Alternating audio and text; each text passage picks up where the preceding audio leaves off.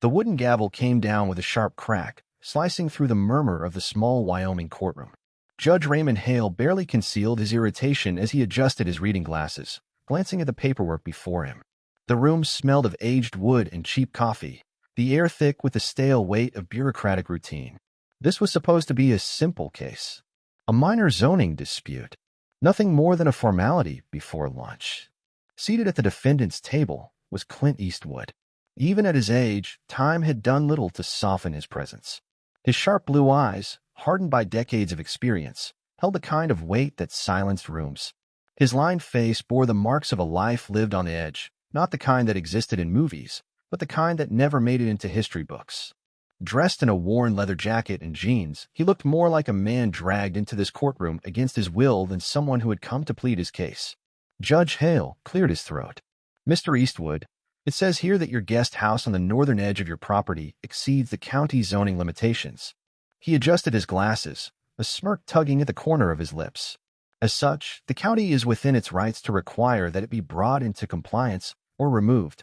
He looked up from the papers, his smirk widening. "I assume you'd like to make a case for keeping it?" A low murmur spread through the room. A handful of spectators, locals and county officials, leaned forward in their seats. Clint Eastwood didn't blink, didn't move. Then, after a beat, he leaned forward, resting his forearms on the table. When he spoke, his voice was low and gravelly, the kind that didn't need to be raised to command attention. "I built that place with my own hands," he said, his words slow, deliberate. "It's not bothering anybody, and I sure as hell don't take kindly to the government telling me what I can and can't do on my own land." A few chuckles rippled through the gallery. Judge Hale exhaled sharply, shaking his head. "Mr. Eastwood, the law applies to everyone, even if you have a few movies under your belt." More laughter. But Eastwood remained still. He let the room have its moment, let them enjoy the idea that they had an aging actor standing before them, pleading his case like any other citizen. Then, slowly, deliberately, he reached into his jacket. The bailiff's hand twitched toward his holster. But Eastwood didn't pull out a weapon. Instead, he placed something small and metallic on the table. "Bad." The room went silent. The overhead lights caught the polished surface, illuminating the engraved letters. The smirk vanished from Judge Hale's face. His fingers tensed around the gavel. His mouth felt dry. Clint Eastwood leaned back in his chair, crossing his arms. "That," he said, voice steady, "is a United States Secret Service badge." The weight of those words pressed down on the room like a lead blanket. Judge Hale swallowed hard. His gaze flicked to the badge, then back to the man across from him. Eastwood was watching him, not as an actor, not as a defendant, but as something else entirely, something Hale hadn't been prepared for. The laughter was gone. The power in the room had shifted. And for the first time in his career, Judge Raymond Hale wasn't sure he was the one making the ruling. Judge Raymond Hale sat frozen, his fingers tightening around a gavel, as if it were the only solid thing in the room. The laughter that had filled the courtroom moments ago was gone. The weight of silence pressed against the walls, the kind that only settled when something irreversible had been said. His eyes flicked to the polished silver badge resting on the table in front of Clint Eastwood. The reflection of the courtroom lights danced across its surface, but Hale barely noticed. His thoughts were a tangled mess. A United States Secret Service badge. Authentic. Real. The kind of badge that wasn't handed out to actors or retired film legends. The kind of badge that meant something. Hale forced himself to clear his throat, though his voice came out weaker than before. "You expect me to believe this?" Eastwood didn't blink. Didn't move. His blue eyes, sharp and unreadable, remained locked on the judge. "I don't expect anything," he said. "But you'd be wise to start paying attention." A murmur ran through the room. Even the bailiff, who had been standing still at his post, shifted uneasily. Hale exhaled, setting down his gavel. "Mr. Eastwood," he began, trying to reclaim control of the situation, "even if this badge is real." The heavy wooden doors at the back of the courtroom swung open. A man in a dark suit strode inside. His polished shoes barely made a sound against the floor, but his presence alone commanded attention. The room, already on edge, seemed to stiffen further. The man moved with purpose, his eyes locking onto Eastwood first, then shifting to the judge. Without hesitation, he reached into his jacket, not for a weapon, but for a badge of his own. He held it up just long enough for Hale to read the lettering. Department of Homeland Security. My name is Thomas Gray, the man said, his voice measured and calm. Your Honor, I need you to dismiss this case. Immediately. The murmurs in the gallery surged again. The tension in the room thickened, people exchanging wide-eyed glances. Judge Hale narrowed his eyes. Excuse me? Gray didn't flinch. This is not a municipal matter. His tone remained firm. I'm strongly advising you to let this go. Hale scoffed, straightening in his chair. His authority had been questioned once already. He wasn't about to let a man in a suit dictate how he ran his courtroom. With all due respect, Agent Gray, you don't order me around in my own courtroom. Behind him, Clint let out a low chuckle. Gray ignored it. His gaze remained locked on the judge. You don't understand what you're dealing with. Hale leaned forward, his frustration simmering beneath the surface. Then enlighten me. Gray exhaled, glancing briefly at Eastwood before turning back to Hale. Clint Eastwood isn't just an actor. He isn't just a former operative. He's a man whose past was meant to be erased. Hale felt his breath catch in his throat. The words hung in the air, heavy, irreversible. He looked at Eastwood again. The old man remained unmoving, his expression unreadable. A bead of sweat formed at Hale's temple. His entire career had been built on his ability to read people, to understand who was lying, who was bluffing, and who held the real power in the room. And for the first time, he wasn't sure. His fingers twitched slightly as he adjusted his glasses, glancing at the badge once more. The air in the courtroom had changed. No longer was this a simple case of a zoning dispute. No longer was Clint Eastwood just an aging actor pleading his case. Hale's voice came out quieter than before. Mr. Eastwood, he said carefully, are you telling me you were more than just a film star? Eastwood finally moved. He leaned forward slightly, resting his elbows on the table. His voice remained calm, steady. You could say that. Hale swallowed.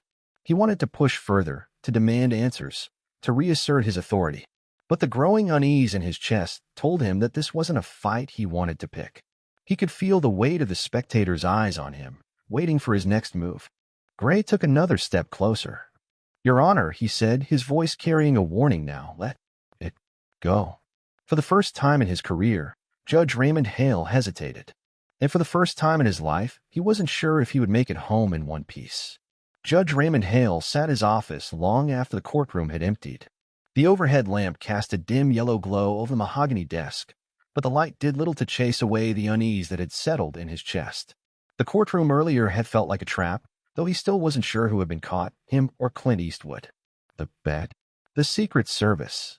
The Department of Homeland Security, demanding he drop the case. It wasn't adding up. A zoning dispute? No. This was something else. Something deeper. Something dangerous.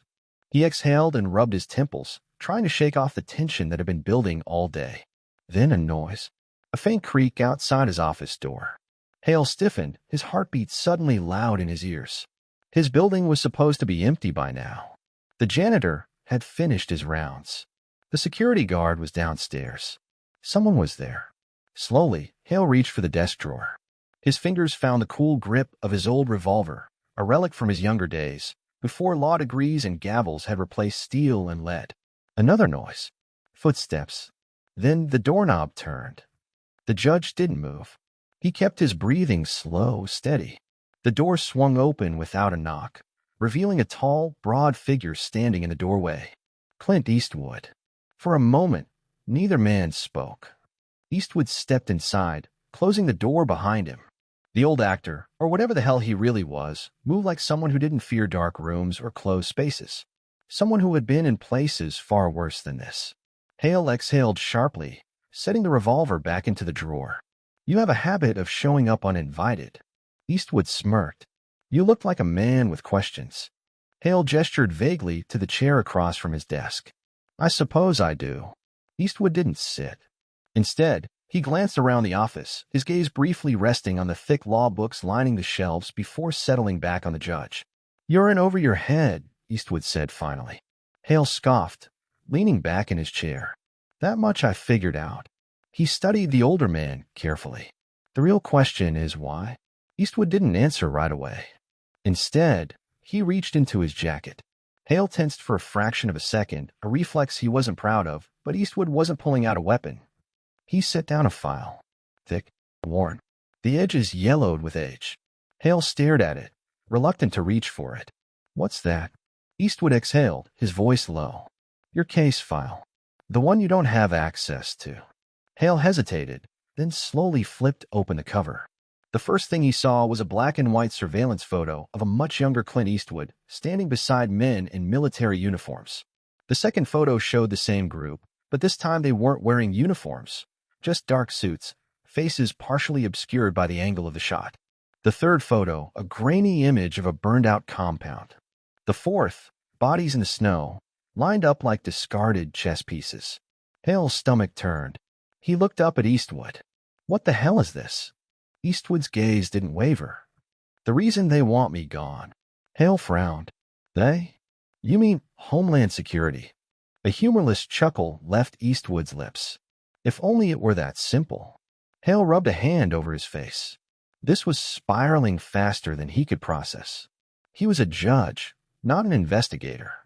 He dealt with laws, not buried government secrets. You shouldn't be showing me this, he muttered. Eastwood leaned forward. You saw what happened today. You think they'll let you walk away from this clean? Hale's pulse quickened. I was just ruling on a zoning violation. I don't even know what this is about. Eastwood's expression darkened. But now you do. And that makes you a liability. A chill ran down Hale's spine. His gaze dropped back to the file, flipping another page. This time, he found a name printed in bold lettering. Langston Pierce. Hale frowned. Who's this? Eastwood's jaw tightened. The man cleaning up loose ends. A tense silence filled the room. Hale stared at the name, the weight of it settling in his chest. He knew deep down that his life had just changed forever. And there was no going back. Judge Raymond Hale stared at the name printed in bold on the yellowed file. Langston Pierce. It meant nothing to him. But the way Clint Eastwood's jaw tightened at the sight of it meant it should have. The room felt smaller now, as if the weight of whatever this was had pressed the very air out of it.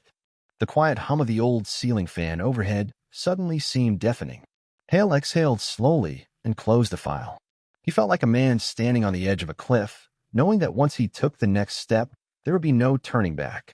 I'll ask again, Hale said, his voice measured but firm. Who is Langston Pierce? Eastwood didn't answer right away. Instead, he reached into his jacket and pulled out a cigarette. He rolled it between his fingers, his gaze distant, before finally looking at the judge. A ghost, he said. Hale frowned. What does that mean? It means he doesn't exist. No records, no past, no paper trail. Eastwood flicked his eyes toward the file. That shouldn't even be here. Hale scoffed. And yet, here it is. He tapped the cover.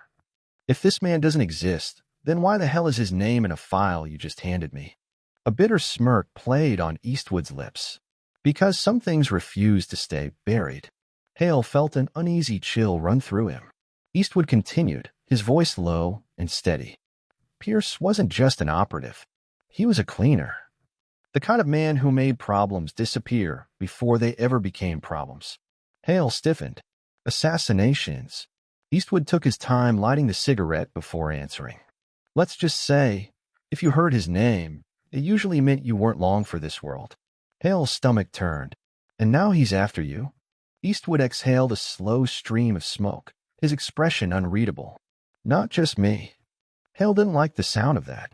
He glanced at the file again. The photographs. The bodies in the snow. The burned-out compound. This was his work? Hale asked. Eastwood nodded. And now he's back, cleaning up old business. The word sent an involuntary shiver down Hale's spine. Eastwood leaned forward, crushing his cigarette out in an ashtray on the judge's desk. And if he knows you saw that file? He let the question hang in the air. Hale swallowed. The weight of his mistake was suddenly suffocating. He hadn't just let a man like Clint Eastwood into his courtroom. He had opened a door to something much worse. Something he didn't understand. Something that was already watching him.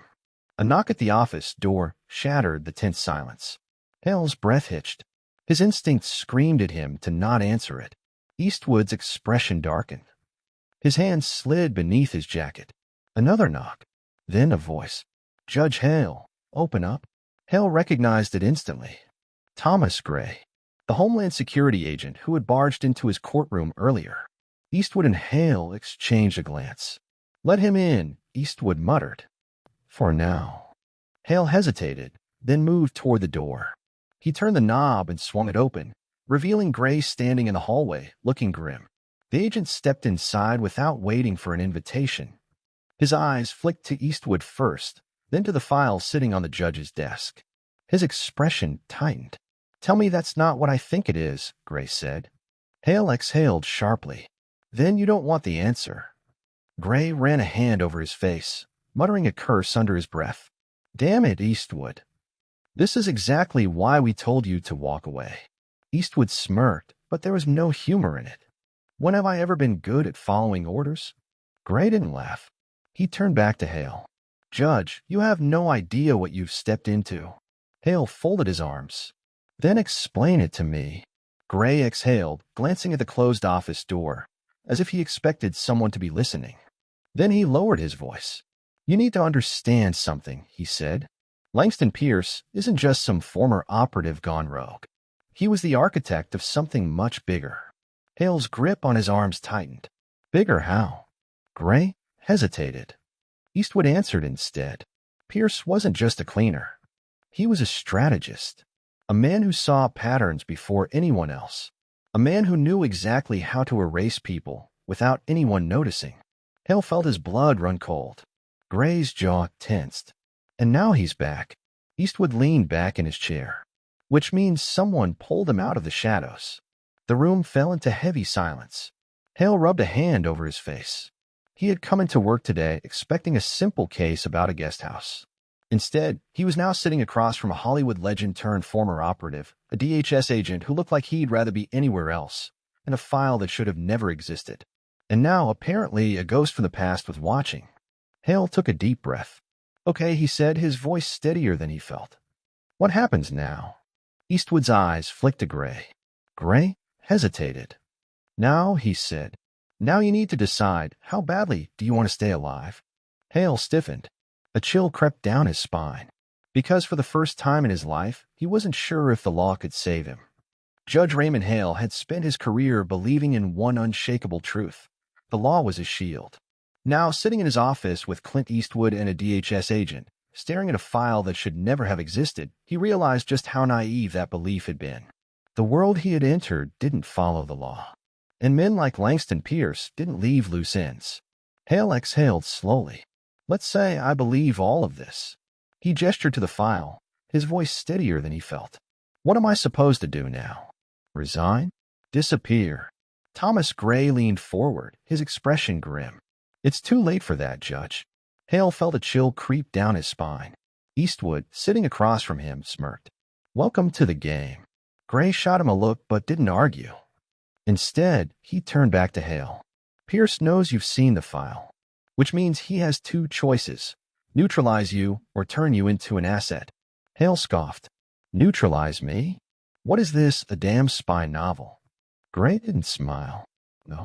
This is reality." Hale swallowed. The weight of it pressed against his chest. He turned to Eastwood. "And what about you? You've known all along that this was coming, haven't you?" Eastwood met his gaze, his face unreadable. "Let's just say I've been waiting for the other shoe to drop." Hale leaned back, running a hand through his hair. "All right.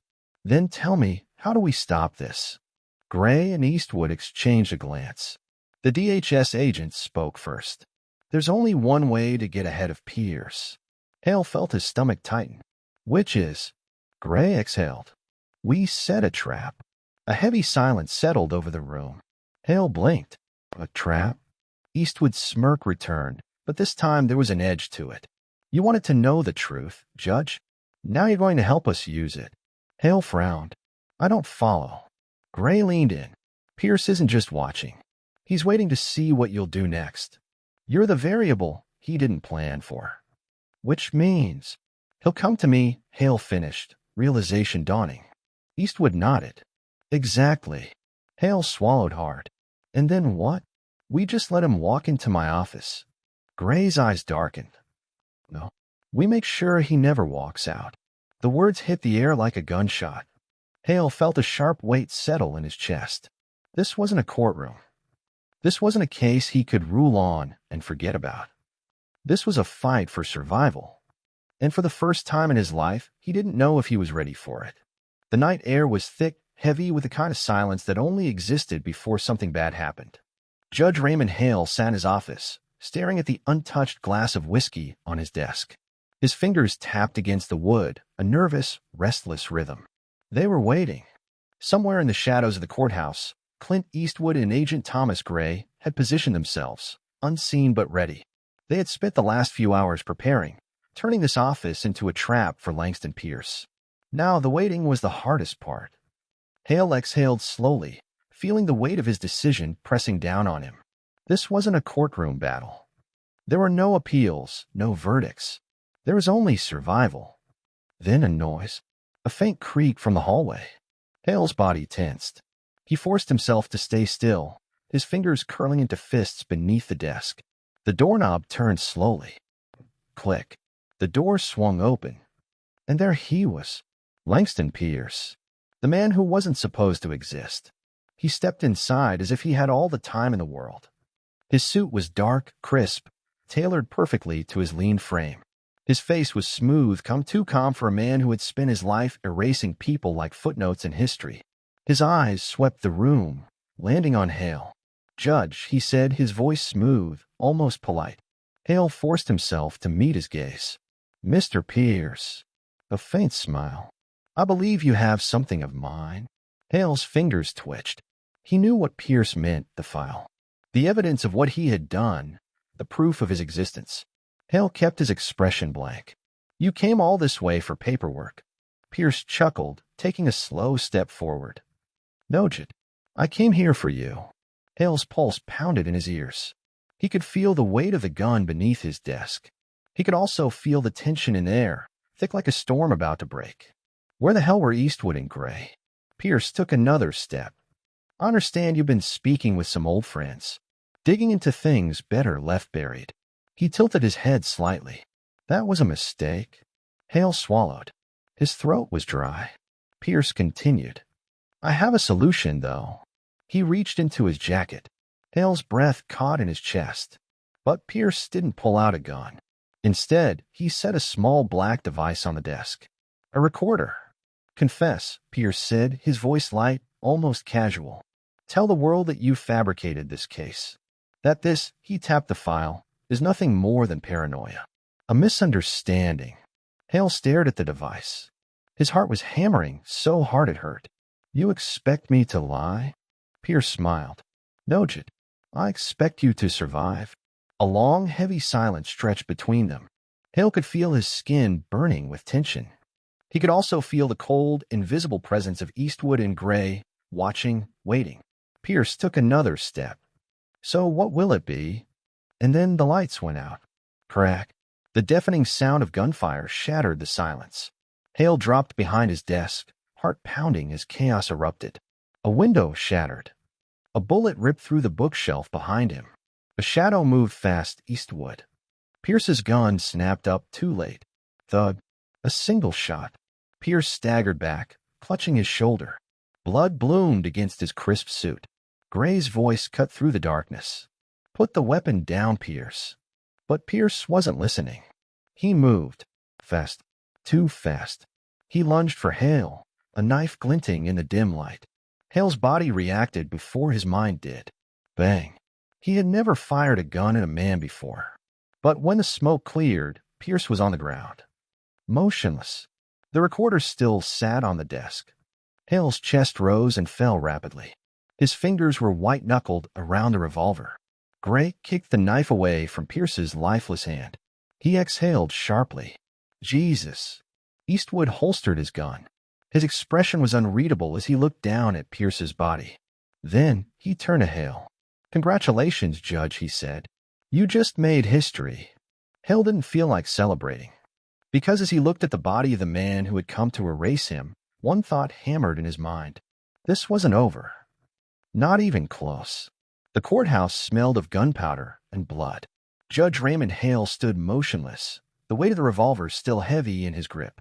The barrel smoked faintly in the dim light, though the room itself had gone eerily silent.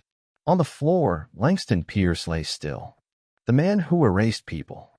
Erased. Hale exhaled shakily and lowered the gun, his pulse still hammering in his ears. He had sentenced men to life behind bars, but he had never ended one before. Pierce wasn't a man who could be locked away. There was no courtroom that could contain what he was. Only a bullet could stop him. Eastwood's voice cut through the silence. "You all right, Judge?" Hale turned, meeting his gaze. The old operative was watching him carefully, unreadable as ever. Gray, standing by the shattered window, let out a slow breath. Well, that was one hell of a ruling. Hale let out a bitter chuckle. Yeah, not exactly by the book. The tension in the room hadn't eased. They had won, but at what cost? Gray walked over to Pierce's body and crouched down, checking his pulse. After a beat, he exhaled sharply and stood up. He's gone. Hale swallowed. He wasn't sure if relief or dread hit him harder. Because dead men don't answer questions. And Pierce had left behind 1,000 of them. Gray ran a hand through his hair, already thinking ahead. We need to clean this up. No. Hale stiffened. You want to cover this up? Gray gave him a sharp look.